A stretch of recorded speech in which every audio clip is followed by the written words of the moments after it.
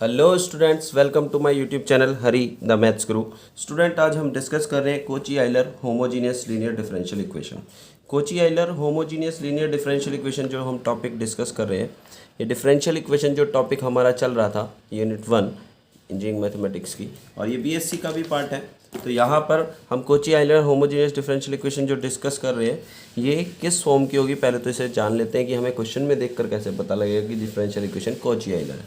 तो ये हमेशा इस फॉर्म में होगी a n x to the power n time derivative of y with respect to x plus a n minus one n minus x to the power n minus one into n minus one time derivative of y with respect to x plus so on plus a naught y is equal to phi x जो कि function of x हो। Means इसके symptom क्या है भाई, कैसे देखते ही पता लगेगा भाई, जितने हर टर्म में जितनी x की पावर होगी साथ में उतने टाइम डेरिवेटिव होगा। x की पावर n है तो n बार डेरिवेटिव, x की पावर n माइनस वन है तो n minus one time derivative. हर टर्म में, एक भी टर्म में ये पैटर्न फेल नहीं होना चाहिए। अगर ऐसा है तो उस केस में उस डिफरेंशियल इक्वेशन को Kochi Euler linear differential equation बोलेंगे। यहाँ पर an माइनस वन ये सब a नॉट ये सब क्या होंगे, कॉन्स्टेंट होंगे। तो ऐसी इक्वेशन को ऐसी डिफरेंशियल इक्वेशन को Kochi Euler linear differential equation कहा जाता है। अब इसको सॉल्व करने का प्रोसेस क्या है या वर्किंग स्टेप्स क्या हैं वो हम डिस्कस कर लेते हैं। प्रोसेस को सिंपल से स्टेप्स में मैंने डिस्ट्रीब्यूट कर दिया जिससे आपको समझ में आए। तो वर्किंग स्टेप टू सॉल्व, सबसे पहले आपको जो भी डिफरेंशियल इक्वेशन है उसमें x equal to E to the power z replace कर देना है, और जहाँ भी x है उसे e की पावर z से रिप्लेस कर देना है डिफरेंशियल इक्वेशन में जहाँ भी x है, और log x अगर कहीं दिखाई दे तो उसे z से रिप्लेस कर देना है। साथ ही साथ x d y d x अगर है वन टाइम डेरिवेटिव और x की पावर 1 है तो उसको हम डी वाई से रिप्लेस कर देंगे। X square D square Y upon D x square है तो इसको हम डी माइनस वन वाई से, और x cube d cube y upon D x cube है तो d minus one d minus two से रिप्लेस। इसी तरीके से 4 टाइम होगा डेरिवेटिव और x की पावर 4 इंटू में होगा तो d minus one d minus two d minus three into y से रिप्लेस करें। तो ये पैटर्न चलता रहे। यहाँ पर ध्यान रखिएगा डी रिप्रेजेंट कर रहा है derivative with respect to Z को। स्टेप 2 में जब हमारा ऐसा रिप्लेसमेंट कर लेंगे तो using these values in given differential equation, वो equation constant coefficient linear differential equation में बदल जाएगी, जो कि हमेशा F D into Y is equal to Q की फॉर्म में आ जाएगी। और ये linear differential equation constant coefficient वाली हमने लास्ट वीडियो में डिस्कस की हैं। इसका solution constant coefficient linear differential equation का, उसके लिए हमें निकालना होता था C F and P I. तो हम इसे सॉल्व कर लेंगे, सी एफ और पी आई फाइंड आउट करते हैं। ध्यान रखिएगा इसमें एक बात ध्यान रखने की है कि जो सी एफ और पी आई हम निकालेंगे हमेशा यहाँ पर, क्योंकि अब डी डेरिवेटिव ऑपरेटर रिप्रेजेंट कर रहा है derivative with respect to Z को, तो इसलिए इंडिपेंडेंट वेरिएबल जेड होने की वजह से सी एफ और पी आई की जो वैल्यूज़ आएंगी या फार्मूलेज हैं उसमें अब जेड आएगा। पहले x आता था, अब z आएगा। सी एफ और पी आई की वैल्यू z की फॉर्म में होंगी। उसके बाद फिर हमें सॉल्यूशन निकाल लेना है इसका y is equal to C F plus P I करते हुए। बट हमारे क्वेश्चन में z नहीं था तो z को वापस हम x में कन्वर्ट करेंगे फाइनल स्टेप में। जहाँ भी e की पावर z दिखाई देगा उसे x रख देंगे, जहाँ z दिखाई देगा उसे log x से रिप्लेस कर देंगे और फाइनल आंसर आ जाएगा। फिर एक बार फास्ट ट्रैक में देखते हैं क्या क्या स्टेप है। पहले जो भी गिवन डिफरेंशियल इक्वेशन है उसमें जहाँ भी x है e की पावर z से रिप्लेस कर देंगे, जहाँ log x है उसे z से रिप्लेस कर देंगे, जहाँ d by D x into d Y by D x है उसे डी वाई से रिप्लेस कर देंगे, जहाँ x square D square Y upon D x square है उसे d into d minus one y से, जहाँ x cube d cube y upon D x cube है उसे d minus one d minus two into y से replace कर देंगे। ठीक है, और यहाँ ध्यान रखिएगा कि डी कैपिटल रिप्रेजेंट कर रहा है derivative with respect to Z को, that means d by d zed को। तो इस सारे वैल्यूज़ को यूज जब कर लेंगे तो सेकंड स्टेप में ऐसा करने के बाद हमारे पास constant coefficient linear differential equation मिल जाएगी, जो हमेशा इस फॉर्म में होगी, F D into Y is equal to Q की फॉर्म में। अब इसको हम पहले डिस्कस कर चुके हैं कैसे सॉल्व किया जाता है भाई। इसको सॉल्व करने के लिए नेक्स्ट स्टेप 3 में हमें सी एफ निकालना होगा और पी आई। सी एफ निकालते समय और पी आई निकालते समय ये ध्यान रखना है कि सी एफ और पी आई की वैल्यू अब जेड की फॉर्म में आएगी, क्योंकि यहाँ पर डेरिवेटिव ऑपरेटर डी रिप्रेजेंट कर रहा है differentiation with respect to Z को। It means independent variable Z है, तो इसलिए सी एफ और पी आई जेड में आएगा। ठीक है, जितने भी सी एफ पी आई के फार्मूले आपको उसमें विशेष ध्यान रखना है कि वैल्यू सी एफ और पी आई के फार्मूले में एक्स नहीं रखनी है, एक्स की जगह पर क्या रहेगा, जेड। और फिर सॉल्यूशन निकाल लेना है y equal to C F plus P I करते हुए। फाइनल आंसर के लिए आपके क्वेश्चन में z नहीं था, z तो आपने इंट्रोड्यूस किया था, तो इसलिए e की पावर z को वापस आप क्या रख देंगे, x, और z को log x, तो आपको रिक्वायर्ड सॉल्यूशन मिल जाएगा। एक एग्जांपल हम इसका डिस्कस कर लेते हैं, आपको बातें अच्छे से क्लियर हो जाएंगी, मेथड समझ में आ जाएगा। तो यहाँ पर एक क्वेश्चन तो स्टेप 1 में हमें पहले तो पहचानना है कि ये कांस्टेंट कोएफिशिएंट होमोजीनियस है भी या नहीं। भाई अगर हम देखें तो यहाँ पर x की पावर 2 है और यहाँ पर 2 टाइम डेरिवेटिव है। जितना पावर है उतने टाइम डेरिवेटिव है। इस टर्म में जितनी x की पावर है 1 और 1 टाइम डेरिवेटिव है। यहाँ x की पावर 0 है तो कोई डेरिवेटिव नहीं है, 0 टाइम। तो हर टर्म में अगर पैटर्न फॉलो हो रहा है तो वो कोची आइलर होगी। ठीक है, क्वेश्चन दिक्कत यही है कि क्वेश्चन में नहीं लिखा होगा कोची आइलर, हर क्वेश्चन में सॉल्व द डिफरेंशियल इक्वेशन लिखा होगा। तो आपको पहले पहचान लेना है, तभी कोई मेथड लगाकर उसे सॉल्व करना है। तो ये कोची आइलर है क्योंकि हर टर्म में जितनी x की पावर है उतने टाइम डेरिवेटिव इनटू में दिख रहा है, तो इसलिए कोची आइलर है। तो इसे सॉल्व करने के लिए पहला स्टेप कहता है कि हमें पुट करना होगा x को e की पावर z और log x अगर है तो उसे किससे रिप्लेस कर देंगे, z से। ठीक है, और इसी के साथ साथ x dy/dx है तो उसे कैपिटल dy रिप्लेस करेंगे। x square D square Y upon D x square है उसे d-1 इंटू वाई से रिप्लेस करेंगे। और यहाँ पर d किसको रिप्रेजेंट कर रहा है, कैपिटल d/dz को, derivative with respect to z को। तो अब अगर हम ये रिप्लेसमेंट कर देते हैं तो सेकंड स्टेप में हमें क्या प्राप्त होगा, भाई यहाँ पर इसकी जगह पर इस टर्म में इसकी जगह पर क्या कहता है वो d-1 y रख देना है। तो d-1 इंटू वाई और -4 अब x dy/dx की जगह पर क्या रिप्लेस करना है, dy, तो इसकी जगह पर आ जाएगा कैपिटल dy और प्लस का 6y इक्वल टू x की जगह पर क्या रिप्लेस करना है, e की पावर z। ठीक है, ध्यान रखिएगा कि राइट साइड x में नहीं होना चाहिए, रिप्लेसमेंट d में बदलने के बाद राइट साइड में हमेशा एक्सप्रेशन z में होना चाहिए, x तो कहीं दिखना ही नहीं चाहिए। अब इस टोटल में से y कॉमन आएगा तो ये होगा d² - -4d प्लस 6 और y हमने कॉमन लिया तो ये हमारा डिफरेंशियल इक्वेशन बन गई। इसको अगर हम देखें तो सिंप्लीफाई करें, d² - 3d d² - 5d d² - 5d plus 6 into Y equal to e to the power z की फॉर्म बन गई। और ये तो हमारी constant coefficient linear differential equation बन गई है। ठीक है, जो हमने लास्ट वीडियो में डिस्कस भी किए हैं। तो इनका सॉल्यूशन निकालने के लिए हमें CF और PI निकालना होता है और CF के लिए ऑक्सिलरी इक्वेशन बनाएंगे। तो स्टेप 3 में इसका सॉल्यूशन निकालने के लिए CF और PI निकालेंगे। ऑक्सिलरी इक्वेशन कैसे बनती थी भाई, D को M से रिप्लेस करते थे, राइट हैंड साइड को 0 से रिप्लेस करते थे और y को 1 से, तो ऑक्सिलरी इक्वेशन बन जाती थी। तो क्या बनेगी, m² - 5m plus 6 equal to 0। इसको सॉल्व करेंगे तो m की वैल्यू हमें मिल रही है 2 और 3। तो दोनों ही वैल्यू को अगर हम देखें तो दोनों रियल हैं, किसी में भी आयोटा नहीं है और डिफरेंट भी हैं। तो ऐसे केस में हम एक को m1 मानते थे और एक को m2, रियल एंड डिफरेंट के केस में। और CF का फार्मूला क्या होता था वहाँ पर, C1 e की पावर m1x, x नहीं आएगा, ध्यान रखिएगा। अब CF और PI के फार्मूले में x कहीं नहीं आएगा, z आएगा, क्योंकि d derivative with respect to z represent कर रहा है, इंडिपेंडेंट वेरिएबल z है, इसलिए सॉल्यूशन z में आएगा।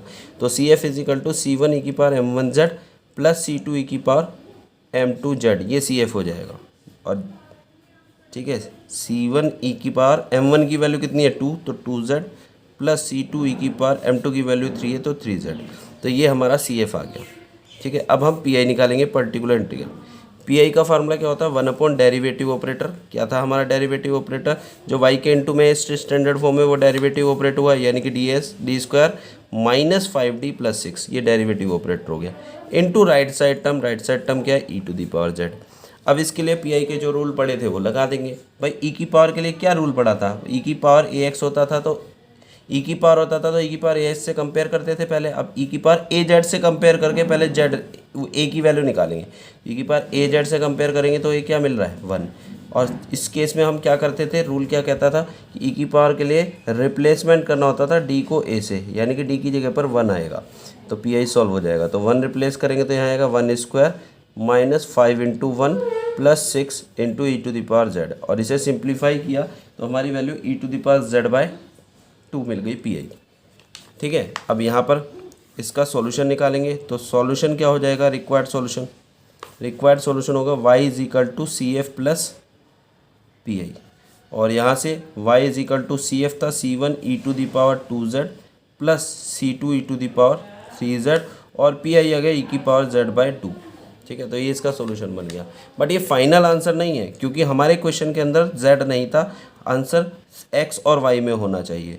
तो इसके लिए फाइनल स्टेप में हमें वापस इसे x में कन्वर्ट करने के लिए पुट कर देंगे e की पावर z को x, और कहीं पर log x है तो log x से रिप्लेस कर देंगे z को।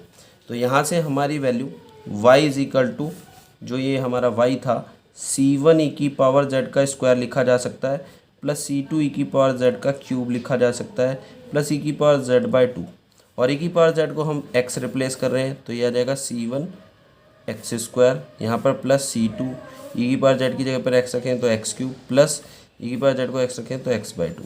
तो ये फाइनल रिक्वायर्ड सॉल्यूशन यानी कि आंसर हो जाएगा इसका। ठीक है स्टूडेंट, एक और एग्जांपल डिस्कस करते हैं। यहाँ पर कहता है solve differential equation X square D square Y upon D x square plus 4x D Y by D X plus 2y is equal to E की पावर x। अब इसको सॉल्व करने के लिए पहले तो इसे पहचानना होगा कि ये कोची आइलर है भी या नहीं। उसकी पहचान हमने डिस्कस की थी कि हर टर्म में जितनी x की पावर है उतने टाइम डेरिवेटिव इनटू में दिखना चाहिए। पावर 2 है तो 2 टाइम डेरिवेटिव, पावर 1 है तो 1 टाइम डेरिवेटिव, और पावर है ही नहीं x की पावर 0 है तो डेरिवेटिव भी 0 टाइम यानी कि है ही नहीं। तो ये कोची आइलर हुआ। और कोची आइलर को सॉल्व करने का प्रोसेस हमने क्या डिस्कस किया था, सबसे पहले हमें क्या करना होगा, x पुट करना होगा, कहीं पर भी है तो e की पावर z।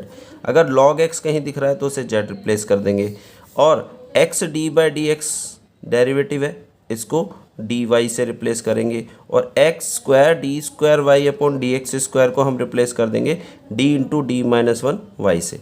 तो जब ये रिप्लेसमेंट यहाँ पर हम करेंगे तो करने पर इसकी जगह पर, टोटल की जगह पर तो अभी रिप्लेसमेंट बताया क्या आएगा, डी माइनस 1 इंटू वाई।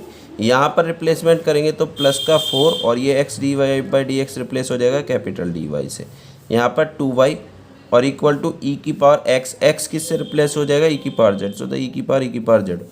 यहाँ से टोटल में से y कॉमन लेंगे तो ये D square minus D plus 4d plus 2 into Y equal to E to the power z, या इसे हम D square plus 3d plus 2 into Y equal to E की पावर z लिख सकते हैं। ये इसकी फाइनल फॉर्म आ गई। अब ये तो constant coefficient linear differential equation बन गई। इसको हम कैसे सॉल्व करते थे भाई, सी एफ और पी आई निकाल कर, और सी एफ के लिए ऑक्सिलरी इक्वेशन बनाते थे, वो बनाएंगे। कैसे बनेगी, डी को एम से रिप्लेस करेंगे, राइट हैंड साइड को 0 से रिप्लेस करेंगे और वाई को 1 से, तो सी ऑक्सिलरी इक्वेशन बन जाएगी। तो रिप्लेसमेंट करते हैं भाई, डी को एम से रिप्लेस करेंगे, M square plus 3m plus 2 आएगा, वाई को 1 कर दिया, राइट साइड को 0, तो ऑक्सिलरी इक्वेशन बन गई। तो m की वैल्यू यहाँ से निकल कर आती है, m इज इक्वल टू -1 और -2, दोनों ही आयोटा से फ्री है, किसी में आयोटा नहीं है, इसका मतलब दोनों रियल वैल्यू है, डिफरेंट है। तो एक को m1 बोल देते हैं, एक को m2। तो सी एफ यहाँ पर क्या हो जाएगा, c1 ई की पावर m1x प्लस x नहीं, ध्यान रखिएगा, यही बात ध्यान रखनी है, z आएगा। अब इंडिपेंडेंट वेरिएबल z है, यहाँ पर d रिप्रेजेंट कर रहा है derivative with respect to z को, it means independent variable z है, इसलिए सी एफ और पी आई में z आएगा। यही गलती होती है एग्जाम में। तो सी एफ होगा c1 ई की power m1 z plus c2 e to the power m2 z, और z की वैल्यू हमारे m1 की वैल्यू हमारे पास कितनी है, ई की पावर -2z ही आ जाएगा, प्लस c2, m की वैल्यू m2 की वैल्यू -1 है तो ई की पावर -z। तो ये हमारे पास रिक्वायर्ड सी एफ इसका आ गया। ठीक है, उसके बाद हम इसका पी आई निकालेंगे, पर्टिकुलर इंटीग्रल। क्या फार्मूला होता है, 1 अपॉन डेरिवेटिव ऑपरेटर। तो यहाँ पर हम देख सकते हैं डेरिवेटिव ऑपरेटर फंक्शन हमारे पास है D square plus 3d plus 2 into right side term है ई की पावर z। ये क्वेश्चन यूनिवर्सिटी एग्जाम में 2005, 2013, 2017 में आया हुआ है, इंपॉर्टेंट क्वेश्चन है। अब इसका पी आई निकालना है। तो भाई इसका पी आई निकालने के लिए कोई रूल हमने अभी तक नहीं पढ़ा है। हमने ई की पावर ए एक्स के लिए तो पढ़ा है, पर ये ई की पावर ए एक्स नहीं, ई की पावर है, तो इसके लिए कोई रूल नहीं पढ़ा है। तो इसके लिए हमने फिर लास्ट रूल पढ़ा था। लास्ट रूल क्या कहता है, जनरल रूल, कि इसको डेरिवेटिव ऑपरेटर को लीनियर फैक्टर कर लेते हैं। तो फैक्टर कर लिए इसके d+1 d+2 इसके फैक्टर हो जाएंगे, और इसको पार्शियल फ्रैक्शन कर लेते हैं। तो इसको पार्शियल फ्रैक्शन करने का तरीका बताया था अभी मैंने। क्या कर लेना होगा कि भाई इनको 1 अपॉन में एक फैक्टर लिख लो, d+1 लिख लिया और d+2। 12th क्लास में a upon plus b upon करके फैक्टर को पार्शियल फ्रैक्शन करते थे ना, वो पार्शियल फ्रैक्शन कर रहे हैं। तो अब इसके अपॉन में a क्या आएगा वो कंफर्म करना है। तो पहले इसको रफली 0 रखो, d+1 को और डी निकाल लो, कितना आएगा -1। अब जिसके पार्शियल फ्रैक्शन करने थे इसके, इसमें से इसी फैक्टर को हटा दो और बाकी जगह ये रखोगे तो ए की वैल्यू आ जाएगी, यानी कि जो इसके न्यूमरेटर में आएगा। तो -1 इसको हटा कर रखना है, तो ऊपर तो रह बचेगा 1 और डी की जगह पर -1 नीचे रखा तो -1 + 2 + 1, तो ये कितना आएगा, यानी कि 1 आएगा, 1/1 1। अब ऐसे ही इसके लिए निकालना है, न्यूमरेटर में क्या आएगा, तो d + 2 को इस बार 0 रखो, d की वैल्यू निकालो, कितनी आएगी -2। अब जिसके पार्शियल फ्रैक्शन करने थे उसमें से ये वाला फैक्टर हटा दो और बाकी इतने में रख दो वैल्यू, d की जगह पर -2, तो ऊपर आएगा 1, नीचे रखेंगे -2 + 1, तो कितना आएगा, -1 आ जाएगा, ये -1। तो ये आपका पार्शियल फ्रैक्शन हो गया इसका। ठीक है स्टूडेंट, अब इसको एक एक के साथ अगर हम ले जाते हैं तो ये 1/d + 1 इंटू e की पावर z -1/d + 2 e की पावर z। ठीक है, ये जनरल रूल पीआई का हमने लास्ट वीडियो नंबर 11 में डिस्कस किया हुआ है, लेक्चर वीडियो नंबर 11 में, आप वहाँ पर जाकर देख सकते हैं। तो वहाँ पर हमने डिस्कस किया था पीआई का रूल कि अगर 1/d + अल्फ़ा का फॉर्म और q कोई फंक्शन है और पीआई सॉल्व करना है, ऐसी फॉर्मेट बन रहा है, तो पीआई का फार्मूला होता है अगर d + अल्फ़ा है तो अंदर e की पावर α(x) आएगा, बाहर की पावर -α(x) इंटू क्यू का इंटीग्रेशन। अगर 1/d - अल्फ़ा है q के साथ तो अंदर माइनस है d - अल्फ़ा, तो अंदर e की पावर -α(x) आएगा इंटू क्यू dx और बाहर आएगा e की पावर +α। यहाँ पर अगर हम देखें तो d + अल्फ़ा का केस बन रहा है, तो इसके लिए इंटीग्रेशन बनेगा e की पावर अल्फ़ा यानी कि 1x, x नहीं, अब z में काम चल रहा है तो z आएगा 1z और बाहर e की पावर -z इंटू क्यू की जगह पर है e की पावर z। ठीक है, माइनस इसके लिए भी d + 2 का केस बन रहा है, तो 1 इंटीग्रेशन हो जाएगा e की पावर 2z इंटू e की पावर z dz और यहाँ आ जाएगा कितना, इसका e की पावर -2z, ये वाला फार्मूले से। और इसको e की पावर -z, इसको इंटीग्रेट कर देते हैं, इतने हिस्से को अलग से हम इंटीग्रेट कर लेते हैं, e की पावर z, e की पावर z का इंटीग्रेशन करना है। तो यहाँ पर हम सब्स्टिट्यूट करें अगर e की पावर z को t, तो डिफ्रेंशिएट करेंगे दोनों तरफ, तो e की पावर z dz बराबर कितना आ जाएगा, dt। तो अब इस इंटीग्रेशन में e की पावर z dz तो रिप्लेस हो जाएगा किससे, dt से, और ये e की पावर, ये वाला e की पावर z है, इसकी जगह पर t आ जाएगा, तो इंटीग्रेशन बना e की पावर t dt और e की पावर t का इंटीग्रेशन e की पावर t की जगह पर वापस रख देंगे वैल्यू e की पावर z, तो ये बनेगा e की पावर z। तो इसका मतलब फाइनल इंटीग्रेशन इसका आएगा e की पावर z माइनस। अब इसका भी ऐसे ही करते हैं भाई, जब इसका करेंगे इसी तरीके से, इसका भी इसी तरीके से इंटीग्रेट करेंगे, तो यहाँ पर हमारे पास इस बार है e की पावर 2z e की पावर z dz। फिर से हमने वही लेट किया कि e की पावर z को t, तो दोनों तरफ डिफ्रेंशिएट करेंगे, e की power z dz equal to कितना हो जाएगा, dt। अब रिप्लेसमेंट कर देते हैं, तो e की पावर z dz की जगह पर dt चला जाएगा, यानी कि ये जो e की पावर 2z है इसे दो जगह तोड़ लेंगे, e की पावर z इंटू e की पावर z। यहाँ ही देख लीजिए e की पावर 2z था, इसे e की पावर z इंटू e की पावर z इंटू e की पावर z dz लिख सकते हैं इसे इंटीग्रल को, इस वाले को।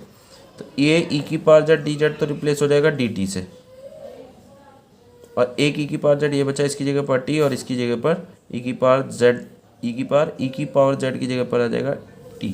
तो ये बना इंटीग्रेशन t की पावर t। इसको इंटीग्रेशन कर देंगे बाय पार्ट से, इसे फर्स्ट फंक्शन, इसे सेकंड, तो इंटीग्रेशन बाय पार्ट क्या कहता है, first as it is, second का इंटीग्रेशन माइनस फर्स्ट का डिफरेंशिएशन t का 1 हो जाएगा, सेकंड का इंटीग्रेशन दिस और फिर इस पूरे का इंटीग्रेशन। तो यहाँ से हमें वैल्यू मिलती है t e की पावर t माइनस e की पावर t, और t क्या था हमारा, e की पावर z, तो ये बना e की पावर z e की पावर z माइनस e की पावर z। तो इसको हम यहाँ लिख लेते हैं, इसकी वैल्यू e की पावर -2z, ये बना e की पावर z e की पावर z माइनस e की पावर z। ठीक है स्टूडेंट, इसको हम सिंप्लीफाई कर लेंगे, e की पावर -z e की पावर z माइनस e की पावर -2z के अंदर इंटू करेंगे इसके साथ, तो ये आएगा e की पावर -z e की पावर z, इसके साथ इंटू करेंगे तो माइनस माइनस प्लस e की पावर -2z e की पावर z। आप देख सकते हैं ये दोनों टर्म कैंसिल, बाकी बचा e की पावर -2z इंटू e की पावर z। तो ये हमारा रिक्वायर्ड पी आई आ गया। तो सॉल्यूशन क्या होगा, सॉल्यूशन इज इक्वल टू हो जाएगा y is equal to CF plus P और CF था हमारा C1 e की पावर -2z plus C two E की पावर माइनस जेड, और पी आई आया ये ई की power minus two Z into E की पावर जेड। पर ये फाइनल आंसर नहीं होगा, क्योंकि फाइनल आंसर हमारा एक्स में होना चाहिए, क्योंकि क्वेश्चन में एक्स और वाई थे। तो वापस पुट कर देंगे ई की पावर जेड को एक्स। तो यहाँ पर y equal to C one E की पावर माइनस टू जेड था, तो इसे ई की पावर जेड की पावर माइनस टू लिख सकते हैं। यहाँ पर सी टू ई की पावर माइनस जेड है, तो इसे ई की पावर जेड की पावर माइनस वन लिख सकते हैं। इसे ई की पावर जेड की पावर माइनस टू लिख सकते हैं, और ई की पावर जेड। अब ये रिप्लेस कर देंगे ई की पावर जेड को वापस एक्स, तो ये आ जाएगा सी वन एक्स की power minus two plus C two X की power minus one plus X की पावर माइनस टू ई की पावर एक्स। तो ये रिक्वायर्ड सॉल्यूशन हो गया, ये आंसर हो। तो आज की वीडियो में इतना ही, बाकी फिर हम नेक्स्ट वीडियो लेक्चर में डिस्कस करेंगे। और इसी तरीके से अच्छे अच्छे क्वेश्चंस और टॉपिक के वीडियो लेक्चर आपको मिलते रहे, उसके लिए चैनल को सब्सक्राइब कीजिएगा।